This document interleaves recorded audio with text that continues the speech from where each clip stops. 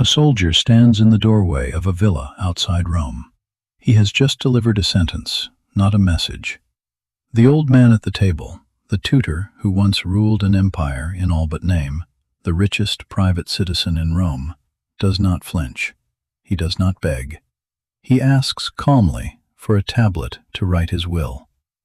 The soldier refuses him even that. So the old man turns to his friends, who have begun to weep, and he says the only thing he has left to give them is the shape of his own life. And then he asks for a knife. The man was Seneca.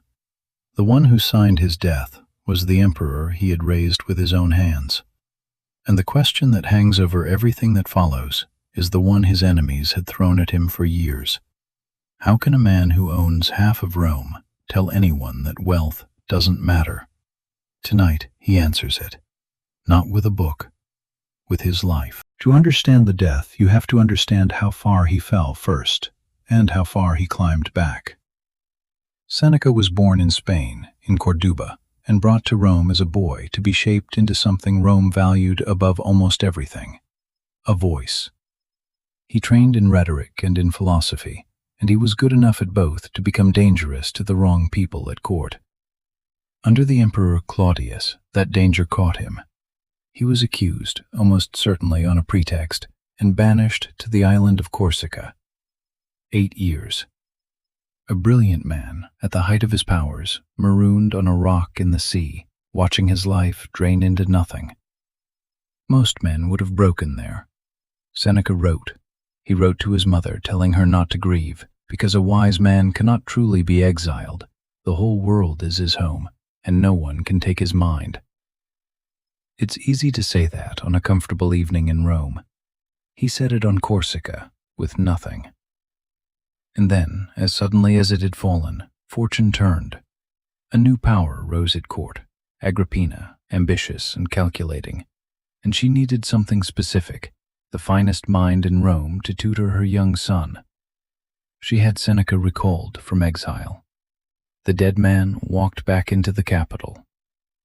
The boy he was given to teach was named Nero. For a few years it worked, better than anyone had a right to expect. When Nero became emperor as a teenager, it was Seneca and a soldier named Burrus who really held the reins. And for a time, historians call it the quinquennium, the 5 good years, Rome was governed with restraint, even wisdom. The philosopher was, in effect, running an empire, and the empire paid him for it. Seneca became staggeringly rich. Estates, villas, money lent out across the provinces at interest. By the reckoning of his own age, he was one of the wealthiest private men in the Roman world. Sit with the contradiction, because his enemies certainly did. Here was a Stoic, a follower of a philosophy that taught that virtue is the only true good, that external things are borrowed, that a wise man needs almost nothing. And he was accumulating one of the largest fortunes in Rome. The accusation came, and it was sharp. A rival stood up and said, in effect, "Seneca, you preach that wealth is nothing, so why do you have so much of it? Your philosophy is a costume. Underneath it, you're just another rich man clutching his gold." It's the same accusation people still throw at anyone who talks about detachment from a comfortable life. And Seneca did not run from it. He wrote an answer. The book is called On the Happy Life, and in it, Seneca says something that most people get wrong about Stoicism to this day. He does not say that money is evil. He does not say the wise man must be poor. He says something harder. He says, "I am not a wise man, and I will not pretend to be one. But let me tell you the difference between me and the man who worships his fortune. The fool," he says, "belongs to his wealth. The wise man's wealth belongs to him. The fool cannot lose a coin without losing a piece of himself. The wise man can watch it all burn and remain exactly who he was the moment before. Riches," he wrote, "are the slave of the wise man and the master of the fool. So the test is never how much you have. 2 men can own the same estate. One is free and one is a prisoner, and the only difference is what happens inside them the day it's taken away." And then Seneca says the line that turns his whole life into a wager. He says, in effect, Ask me not whether I have wealth, but how I would part with it. Don't judge me by what I hold. Judge me by how I let go. He didn't know it yet, but Rome was going to hold him to that, word for word, because the boy Seneca had raised was changing. The restraint of the early years peeled away. Nero had his rivals removed. Then he had his own mother, Agrippina, the woman who had recalled Seneca from exile, murdered. And here the philosopher's hands are not clean, and the video should not pretend they are. It fell to Seneca to help compose the letter that explained the killing to the Senate. The teacher of virtue drafted the emperor's excuse for matricide. That is the moment Seneca seems to have understood what he had built and what it had become. His partner Burrus died, his influence drained. The student no longer needed the teacher. So Seneca tried to do the one thing his philosophy had been preparing him for the whole time. He tried to let go. He went to Nero and asked to retire, and he offered to give it all back, the estates, the villas, the entire enormous fortune, into the emperor's hands. Take it, he said, in effect. I'm old. I don't need it. Let me spend what's left studying, quietly, as a philosopher should. Nero refused, smiling, because a gift refused is a leash kept. Nero would not let him hand back the wealth, and he would not let him leave, because a man who owes you everything and can walk away with nothing is a man you no longer control. So Seneca withdrew anyway. He stayed home, he claimed illness, he stopped appearing in public. He gave away what he could and lived simply, waiting in the strange quiet of a man who knows the knock is coming. It came in the year 65, wrapped in a conspiracy. A group of senators plotted to kill Nero and failed. As the arrests spread, Seneca's name. And here is where the whole life is weighed. Seneca did not argue. He did not plead.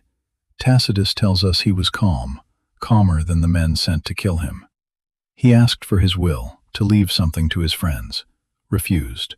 So he turned to them, to their tears, and told them the only inheritance left in his power to give was the pattern of his own life, the image of how he had lived.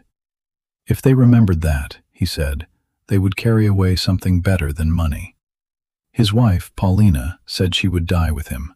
They opened their veins together. But Seneca was old, and his body was thin from years of plain living, and the blood came slowly. The death would not come clean. He kept his composure through all of it, kept talking, kept steadying his friends, even as it dragged on. When the veins in his legs and arms weren't enough, he asked for poison, the same hemlock that had killed Socrates centuries before. Even that was slow. At the last, they carried him into a warm bath, and the steam finally took him. Nero, hearing that Paulina still lived, ordered her saved, and she lived on for years, pale, marked by the day she chose to follow him. Seneca died exactly as his book had promised. Asked not whether he had wealth, but how he would part with it. He parted with everything, including his own life, without a tremor. The costume his enemies accused him of wearing turned out to be his skin. Surfaced, whether he truly took part, no one can say for certain, and it may not have mattered. Nero had his reason now. He sent soldiers to the villa with an order. The old man is to die by his own hand. So, was he a hypocrite? He was a man who never claimed to be perfect. He said openly he wasn't wise, only pointed at wisdom. He held one of the largest fortunes in the world and, when the day came, gave it up, and then gave up his life, without letting either one own the man inside. That's the lesson, and it's the one thing you can actually take from all of this. You are not free because you have nothing, and you are not corrupt because you have much.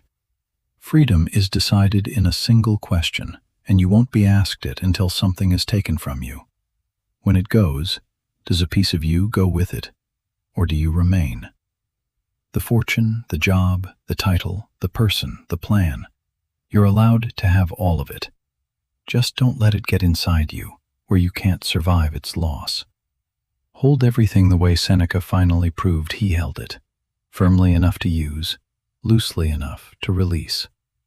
Because everything you own is on loan.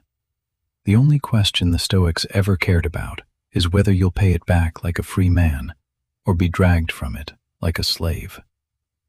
Seneca could not choose whether he died. He could only choose how. And in the end, that was the only freedom any of the Stoics ever promised you. If this story moved something in you, subscribe. Every video on this channel is one real life and one lesson worth keeping.